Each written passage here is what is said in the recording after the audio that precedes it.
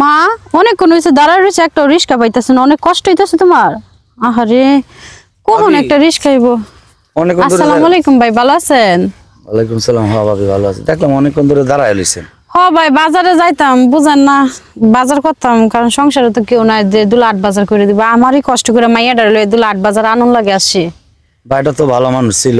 হ্যাঁ অনেক ভালাই আসলো গো, আপনার বাইরে থাকতে তো আমার এত কষ্ট হয়েছিল না, এখন তো মাইয়াডার লয়ে যত কষ্ট। ভাবি আপনার কপাল আর আমার কপাল মনে হয় একই। আপনার ভাবি যে স্ট্রোক করে মারা গেল। ও ভাই শুনছি ভাবি অনেক ভালাই আসলো, বুঝছেন ভাবি আসলে মানুষটা অনেক ভালো, আল্লাহ দোয়া করি। ভাবি একটা কথা কইতাম। কি কইবেন ভাই? কথাটা হইলো যেন ভাই ভালো ছিল এটা আমরাও জানি, কারণ আপনার তো গ্রামেরই। আপনার ভাবিও তো ভালো ছিল। এরা মারা গেছে, হ্যাঁ গো ব্যাপারে বদলাম কই লাভ নাই, এরা বদলামের কাজ করে নাই নাকি? এখন মনে করেন সংসার করতে গেলে তো জীবন সঙ্গী একজন লাগবে আমার। এখন আপনি তো মনে কিছু না নেন, তাহলে মনে করেন দুইটা কথা কইতাম, এখন আপনি অনুমতি দিলে আর কি কমো। কোন ভাই সমস্যা নাই, কি কইবেন কইন। ঘটনা হইলো যেন আপনার একটা জামাইয়ের দরকার, আমার একটা বউয়ের দরকার।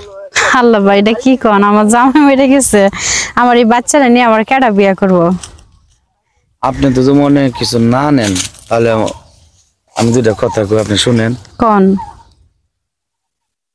আমি চাইতেছি যেন আপনার ভাবি মারা যাওয়ার পরে আমার কিন্তু চলতে অনেক কষ্ট হইতেছে।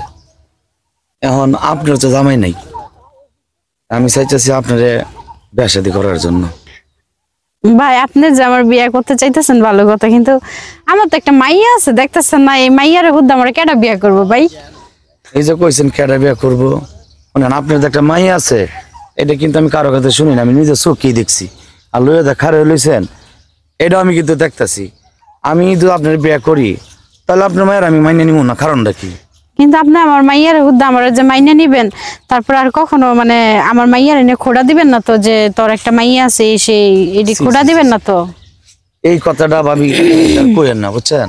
আমি যখন আপনার বিয়ে করবো, আপনার আমি যখন সংসার করবো, আমার তো কোনো পোলাপান নাই। ভাই এমন কথা তো অনেকেই কয়, বুঝছেন, খোড়া দিত না, পরে তো বিয়া 2-3 মাস পরে অনেক জ্বালা যন্ত্রণা করে। পরে আপনি আমার যদি কখনো আপনি আমার বিয়া করে ছাইড়া দেন, আমার বাচ্চা যদি না রাখেন, তাহলে তো আপনার সংসারটা আমার করা হইতো না। আমি তো আমার মাইয়ার জন্যই বাচ্চা আছি। তখন আপনি বিশ্বাসের উপরে আমার একটাবার সুযোগ দেন, ঠিক আছে? জীবনে তো মানুষে একবারে বিয়ে শাদী করে, আপনার জামাই দুজন আজকে বাচ্চা থাকতো আমি কিন্তু এই কথাটা বলতাম না। আপনি আমার লগে সংসারটা করেন, আমি আপনি আমার নিজের সন্তান, আপনার সন্তান মানে আমার নিজের সন্তান, আমি এতটুক ভালোবাসা দিয়ে রাখবো, ঠিক আছে? আপনি ভাবতেও পারবেন না যে আপনার স্বামী মারা গেছে, বাচ্চা আছে।